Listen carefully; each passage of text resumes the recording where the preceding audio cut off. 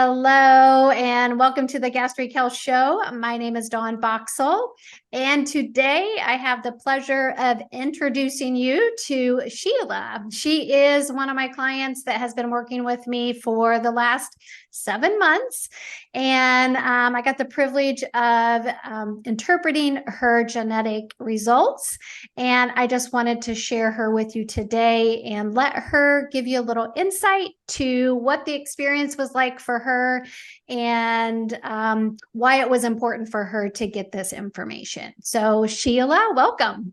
Hi, thank you. Thanks for having me. Yeah, absolutely. Appreciate you being willing to share with everyone else what this experience is like. But two, just kind of the mindset into what drove you to this point of wanting this information. But first off, I would love if you would just give us a little backstory of what got you to the point that you had bariatric surgery, and just kind of give us those details that most bariatric patients want to know. Where did you start? How did you get there, and then how did it go? Were you successful with that, and what were the results? Great. Yeah. So probably like a lot of people, the older I got, the more challenged I became with my weight. And it just kept adding and adding and adding. And every time I would try something, I might be successful losing 10 pounds, but then all of a sudden I found myself gaining 20. So it just kept increasing, increasing. And no matter what I did, it seemed like I was on the gerbil wheel. I just kept spinning my wheels and finally got to the point where I was at a number that I really, really wasn't happy with, and started really affecting my overall health. I had high blood pressure that couldn't be controlled. I was, I think, on like 4 or 5 high blood pressure medications, and it was continuing to spike. And so thought, time for something more drastic. It felt at the time very drastic. Now in retrospect, it really wasn't at all drastic, but Yeah. yeah. And So then tell them what type of bariatric surgery you did have. so I ended up choosing the sleeve. I needed to lose, I was at 289 and my goal was to get below 200. So after discussions with my surgeon, he thought that was the best choice for me, and I agreed that that was probably a good choice for me. Yeah. Yeah. And you did great because you lost how much weight with doing that? Yeah, to date I've lost over 90 pounds. So yeah, I've been really, really happy with the results. I really the whole process was, I feel very lucky. I know a lot of people struggle with various aspects of it, but I did not. I was very successful, followed all the rules because I am a bit of a rule follower. So I think that did help for sure. But yeah, ended up being very successful with my overall loss. I think that's amazing to lose 90 pounds with a sleeve. And I think that has served you well. Yeah, for sure. Yeah. It really has changed my life drastically. Yeah. Yeah. Agreed. So then about March timeframe, you reached out to me, and we kind of began this journey of genetic testing and exploring this piece for you. So kind of tell us the backstory of what was your thinking? What was your thought process of why you would want that information of your genetic roadmap? Yeah. So at my year anniversary, I was so excited for my journey thus far. It was really very successful. But then after exploring different information, I found that regain was real. It's really a challenge for a lot of people to keep it off. And I was bound and determined after working so hard during that year that that wasn't going to happen to me. So I just started exploring various options. And honestly, Dawn, I don't know how I came upon you. I think it was through one of the bariatric kind of like Facebook groups that I belong to, somebody had mentioned your name Yeah. and started looking into your social media and really following you. And what you were saying just really resonated with me. It made so much sense. Yeah. Your stories about, not every diet works for every person. And why do some diets work for some people? And it just made sense that it had to be tied to genetics. It had to be something about my body makeup would be very successful. And maybe that's why I was so successful with the gastric surgery, even, Right. could it be my genetics? Yeah. Of course, after getting the results, it just made sense. My whole life made perfect sense. It does. Yeah.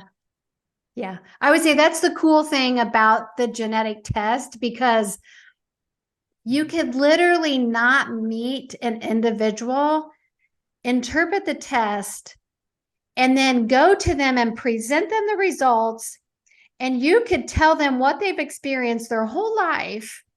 And maybe if they gave you the symptoms that they're currently experiencing, you could tell them what's probably driving it and what we need to do to move through and out of that. So Yeah.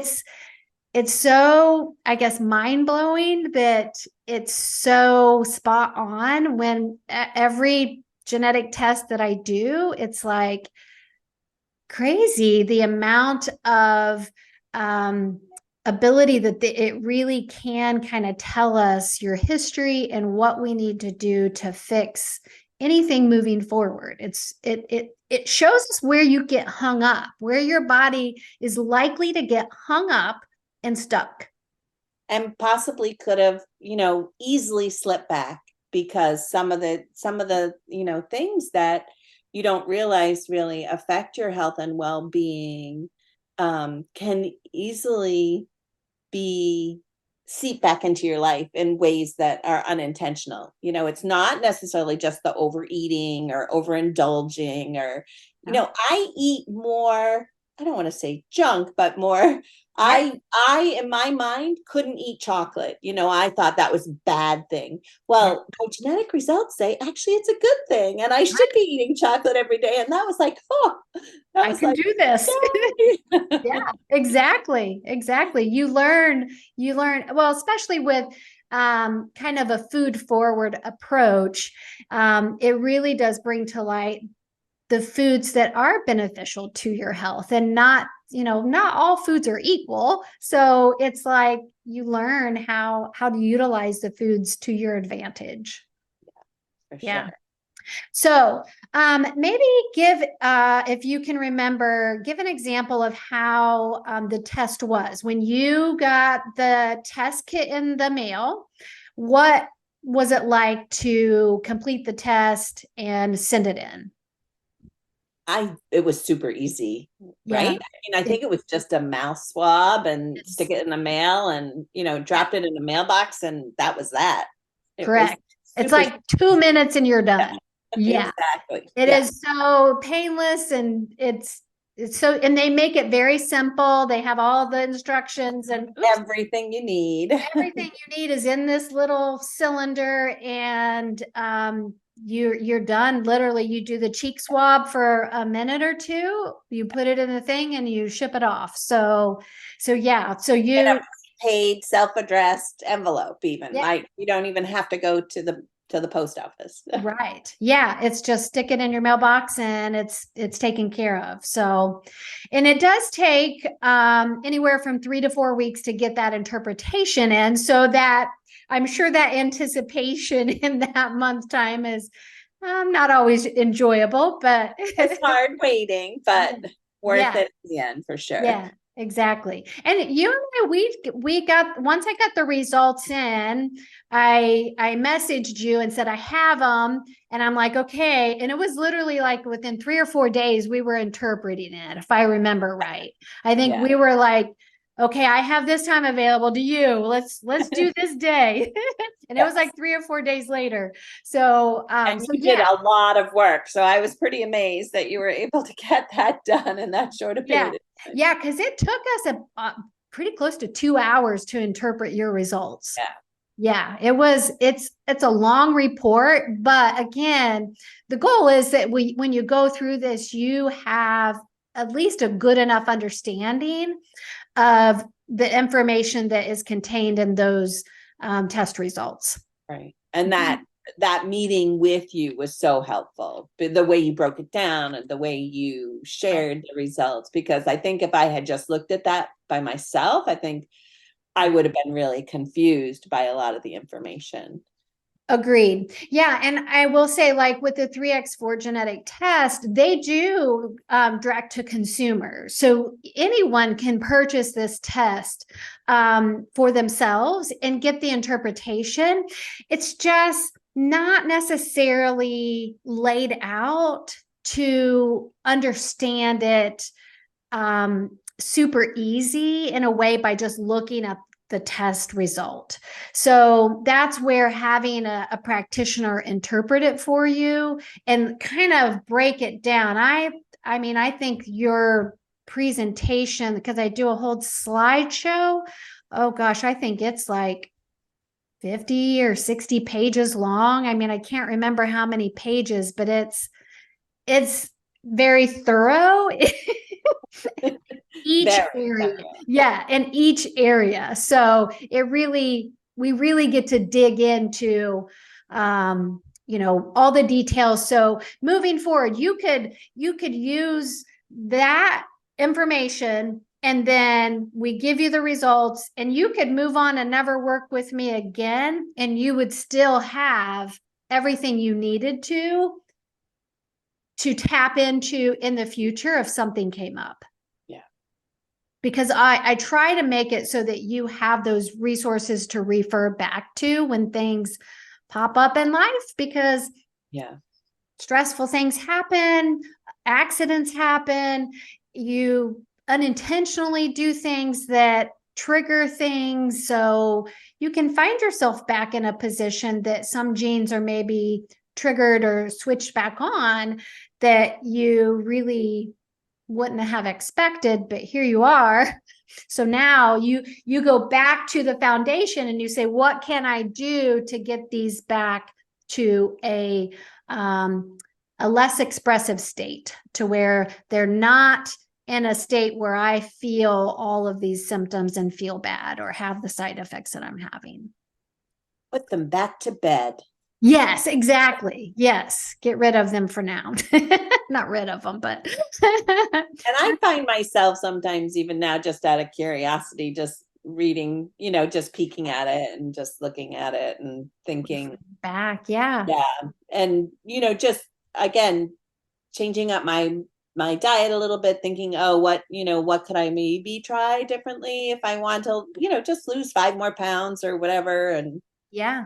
So I definitely reflect on it. Yeah. Now, when we kind of started this process, your health goals, I'm looking at kind of the interpretation report, and I had put together your health goals, and I had put on there, understand what impacts your ability to maintain a healthy weight, manage your cravings, and understand your disease risk. Those were your 3 main areas that you wanted more information on. So if we kind of look at those, do you feel like after the interpretation, you really have a good understanding of how you can maintain a healthy weight? Absolutely. I mean, everything in that report helped me realize, I need more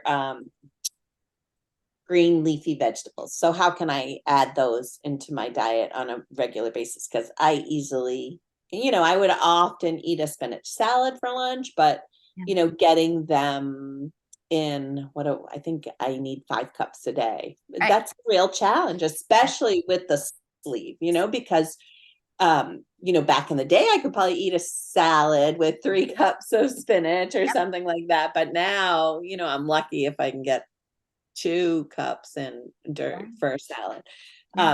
So looking at, how can I add those? And you had suggested the smoothies, and now that's my favorite go-to in the morning. It's so easy. It's so, another cup of green leafies is so easy and so delicious. And Right. Right. It makes it so, simple. yeah.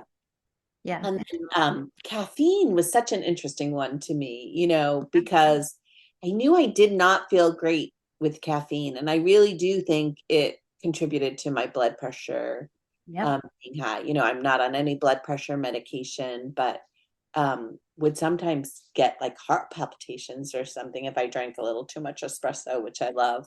Yeah. So, just really coming off that altogether. Every now and then I'll have um, a cup if I'm feeling really tired, or Yeah. but hardly ever anymore. And so that's really interesting to me. Yeah, because you were a slow metabolizer of caffeine, meaning that it's going to take a while for that to get out of your system. And typically caffeine in general, it takes about 8 hours for a normal processor.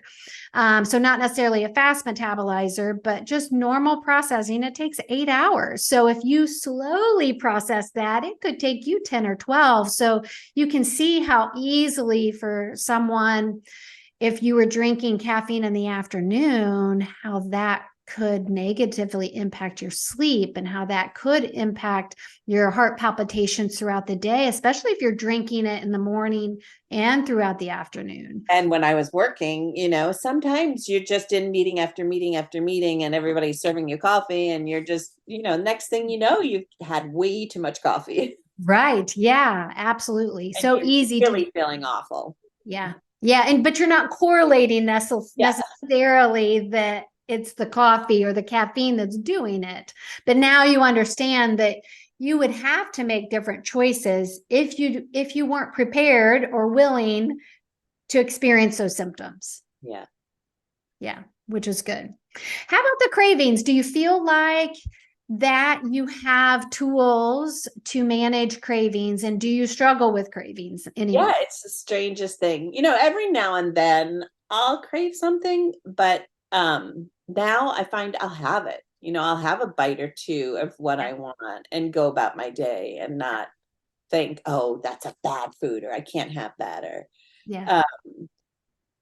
but chocolate was always my biggest craving. I was always craving chocolate. And now that I figured out how to get healthy chocolate into my life every day, Right. it really helps tremendously. Right. My Yeah. favorite thing now are these, have you seen, I love to cook. So Yeah. dates, with, you stuff them with peanut butter and roll them in chocolate and roll them in peanuts. They're like little Snickers bars. Oh, I have not done that. I've wrapped them in bacon, but I have. No, skip the bacon. That sounds If delicious. you have a sweet tooth, they are just like Snickers bars. Yeah. So I use, the Lily's chocolates, which have no sugar, the dark chocolate, and Yeah. they are so yummy. So Yeah. yeah, just That figuring out sounds good. how to combat your craving with a healthy version of that, I think Yeah. is what I'm really focused on now. Yeah. Yeah. But And again, last night I wanted a French fry. So I had a French fry. I yeah. had 2 or 3 French fries, but then I'm like, ugh, I feel like hell, Yeah. and I Right. think that's the other thing I've really learned to do is listen to how my body reacts to food, Yeah. um, and really correlate that with, I feel lousy. I love ice cream. Yeah. If I have more than a bite or two of ice cream, I feel like bloody hell. So I know if I want an ice cream, I will steal a bite or two of my one of my daughters, or Right. their ice cream, but I won't order a whole one myself because Yeah. I But will that feel, works. That's balance. That is a yeah, way to manage your health in a sustainable way. yeah, Because having a few bites of ice cream is not going to mess anything up. right. And not having, chocolate when you truly enjoy it. Now, I think if I remember right, you were already one that enjoyed dark chocolate. Yes. So I was lucky that way. Right. So that was easy for you. You came to me already when you choose chocolate, it was already dark chocolate. So it wasn't like we were shifting you from milk chocolate to dark chocolate, to be able to do that sustainably and in a beneficial way. And whereas, ones that's full of sugar maybe isn't a good idea to do every day, but in the approach that you're taking, it being in more in an antioxidant form and polyphenol form, is beneficial to your health, and the benefits far outweigh any risks that your chocolate is giving you. Yeah. Which is a good thing for me. It is a great thing. Yeah. I love dark chocolate myself. I probably have 1 to 3 squares. I would say 4, 5 nights a week. I mean, I make sure we keep our dark chocolate bars at home. Yep. And I will say, when I did your test, and I think I remember telling you this, that you had the most protective genes that I had interpreted to date. And I think you had, let me see here, 3, 6, 9, 11. You had 11 protective. Oh no, you had nine protective genes. And you even had 3 of them in the weight gain, weight loss resistance category. So interesting, isn't it? It's so interesting. It is. So, and when we got to the appetite, well, the weight loss and weight loss resistance genes, when we interpreted those, it was showing us that you are likely to respond to weight management interventions. You can be successful. Your genes can set you up to be successful in those weight loss modalities. But the one thing we realized was all the strategies that you had really tried prior to having a sleeve surgery was not the same that your pathways was telling us from your genetic tests. You had a lot of detoxification issues, and those even you even had those. We break them down into pop stars, and those are ones that there's usually a couple of pop stars that may show up on people, and they have a really big impact. And your detoxification genes really had a big impact on your ability to manage the fat in a healthy way. And your body wasn't capable of managing any excess fat cells, and it was very efficient at growing fat cells. It liked to produce fat cells, and then they would become inflamed, and then your body you wouldn't be able to tap into it. So I think the sleeve surgery really kind of shifted those genes for you and allowed all that stuff to become to a neutral place, that now you have the tools. It's like kind of reset all of your genes in a healthy way, that now you have the tools moving forward to know that, hey, okay, I just need to evaluate what I'm doing, what I'm exposed to make sure I'm not getting some type of toxin in a way that I'm unaware. Or I've, started drinking alcohol, several times a day, or, several times a week, that your body's having to pause on detoxifying naturally everything that it produces, all the toxins it produces. Now it's having to detoxify the alcohol first. And that's when things can kind of get backed up. But for you, I think, the detoxification and the blood sugar and insulin were the bigger ones for you, for managing a healthy weight. And then with that toxicity, I get to enjoy Epsom salt baths and saunas and all those things that I found out, are so good for my health, that I have to have a massage or. Yeah, exactly. That helps. Yeah. And for you, and the exercise, and that is one thing that you have done fabulous at. Tell them what you do for movement, because you are so active. Right now I'm on a bit of a hiatus, as You I are. just my knee replaced, but prior to that, I'm very fortunate too. I also retired during this time frame. Yep. So found myself with a lot of free time, which I had never in my life had. So with that free time and with my new body, I decided I really wanted to explore some new fun things and also move to a new town. So wanted to meet new people. So I joined a pickleball group that plays every morning from 7:30 to 10. I think they play. Yeah. I just went back for my first time Monday, so I'm so excited. Oh, that's Yeah, amazing. getting back in. Yeah, Yeah, that's eight amazing. weeks, 8 weeks post surgery. So That's yeah, amazing. You I'm did really great. excited. But they're just a great group of people. We have so much fun, so many laughs. So that's more fun than exercise, really. Right. And I have a bike and live uh, in a town that it's very convenient, to ride my bike to the library. I can ride my bike to pickleball. I can ride my bike to the beach. So I try to use my bike as transportation as much as possible just to build that in every day. And my all-time favorite thing is to walk the beach. So I was walking about 3 miles a day on the beach, and that just clears. That's more for my mind and Yep. soul more than Yep. anything else. I wasn't trying to break any world records or Right. but it really helped ground me. And then I found you and I had talked about strength training and really the importance of strength training, especially for someone my age, postmenopausal women, that's Yep. those muscles just deteriorate so quickly. I Yep. found an amazing program that it's called B-Tone Fitness. It's just a local woman who started this practice, and it is a form of Pilates, not really Pilates, Yeah. but it uses that machine, that Pilates machine, and really focuses on, core, all the different muscle areas.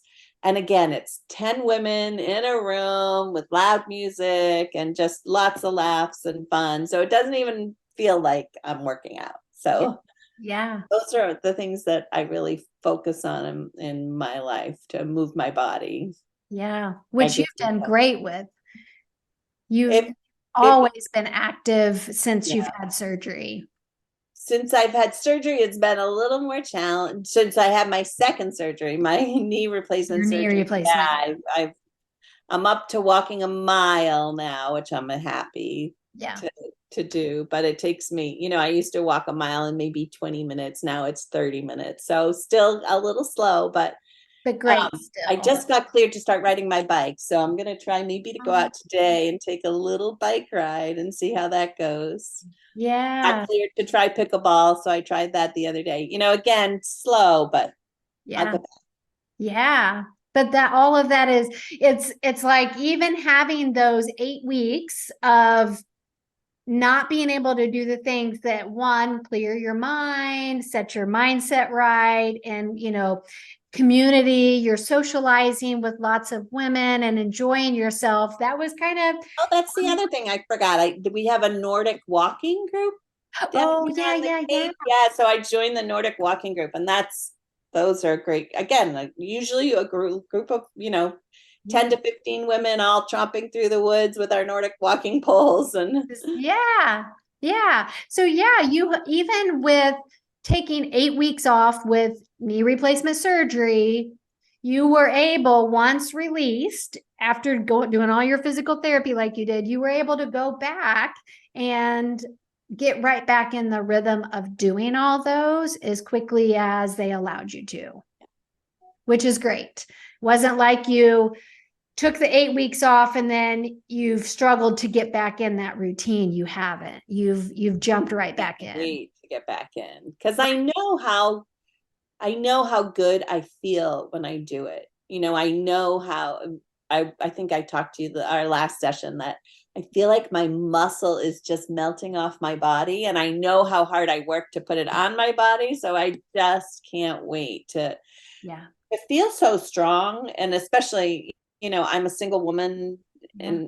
in the twilight of my life, so to feel strong and powerful and to be able to do hard things with my body at this age, it's powerful. It is absolutely, so that you know that you have everything you need to care for yourself.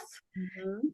And in your 80s and beyond, I mean, you're setting yourself up for longevity. You Yeah. could, I mean, and I can't remember if some of your genes were, any of the beneficial ones were for longevity or not. I don't remember Well, the what thing I'm most worried about that we talked about is my mom has dementia. that's So right. really, That's right. warding that off. And As that was a high impact for yeah, you as well, the memory and mood piece. That was one. But we did discover you don't have that APO4 gene that really goodness. sets people up for Alzheimer's and dementia. You did not have that.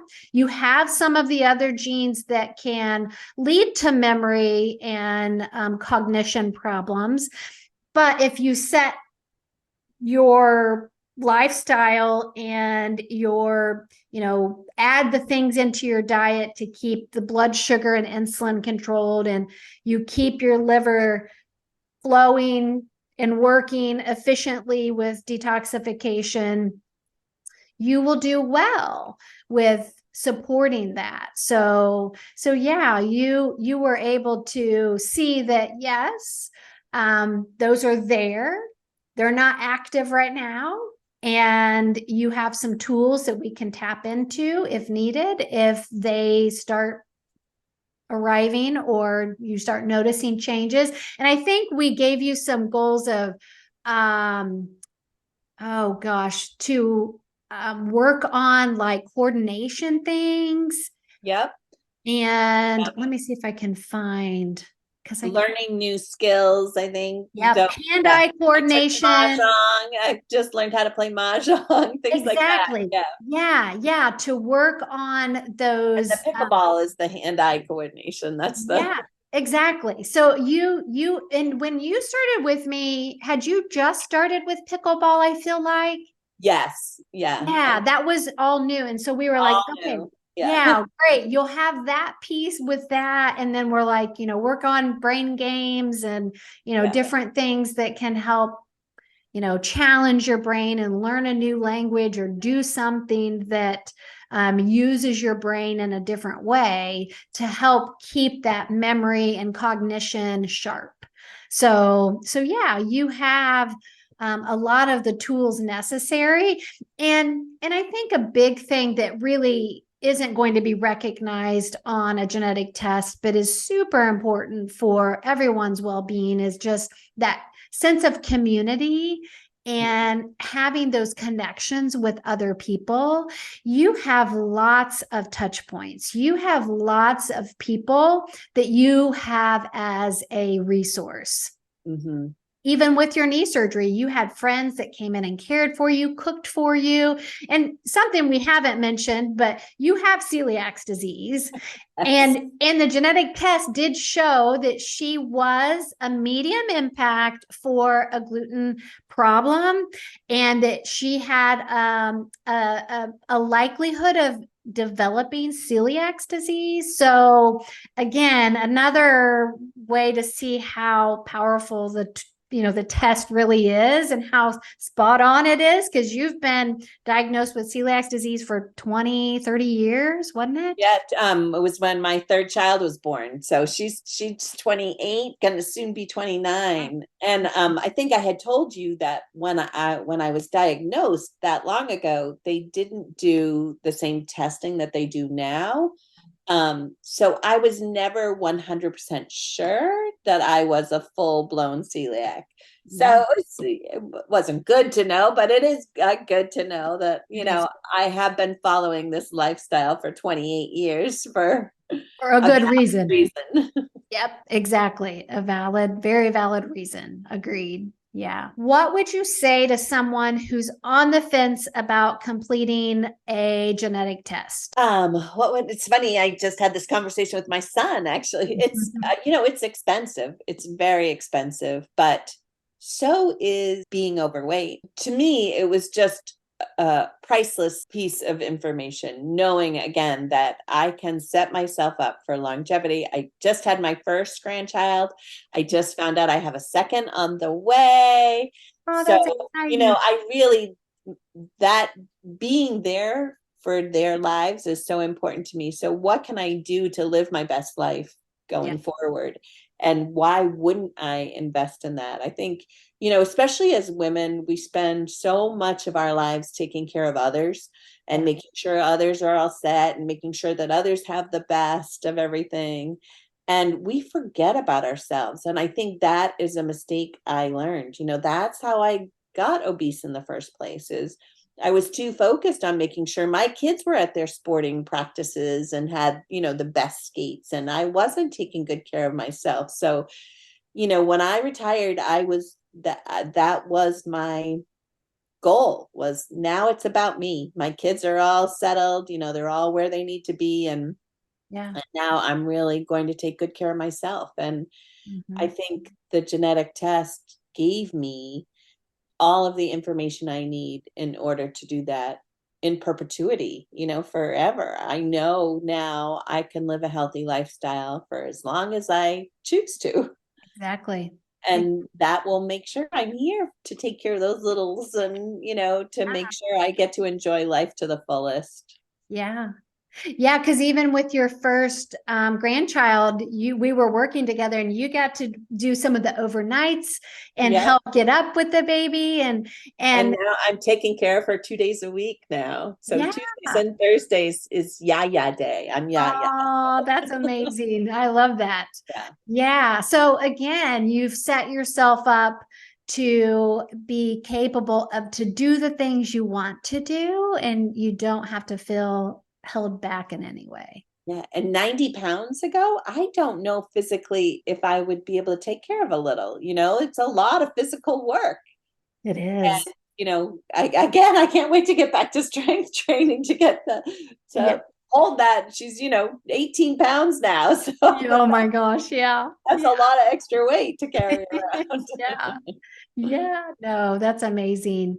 Is there any last things that you would say to anyone, or that you want to kind of leave it with? I think we talked at our last session. This is the best thing I feel like I've ever done for my, maybe second best. The best was definitely the sleeve surgery. That to me just set me on a course that made it, I don't want to say easier, because again, it was hard work, but it set me on a course where I felt like I could make a drastic change in my life and be successful doing it. And then to have you come in, and all of the knowledge and everything I've learned from you has just helped me so much in my trajectory of having a really healthy life Yeah, that's awesome. and just being able to enjoy life to the fullest, which, again, I feel like I have not enjoyed life this much in a long, long time. So Yeah. now I have a new knee. So now I'm going to start paddle boarding and Um, kayaking, and can't that's wait. awesome. Yeah, heck, why not? Yeah, exactly. The things that maybe you desired to do when your kids were young and you were so busy taking care of them, that you now it's like, let's do the fun things. Play. Yeah. Yeah, you have the body that is available to do these hard things that can take you anywhere you want to go. Yeah. Yeah. It's a good life. It is. That is amazing. So awesome. Thank you so much, Sheila, for sharing your story and explaining kind of the process of doing a genetic test and what type of information you get from it, and what you can do with that information. So thank you. Thank you, Don, for everything too. Yeah. I appreciate you so much and everything you've given me. Awesome. Yeah. Very good.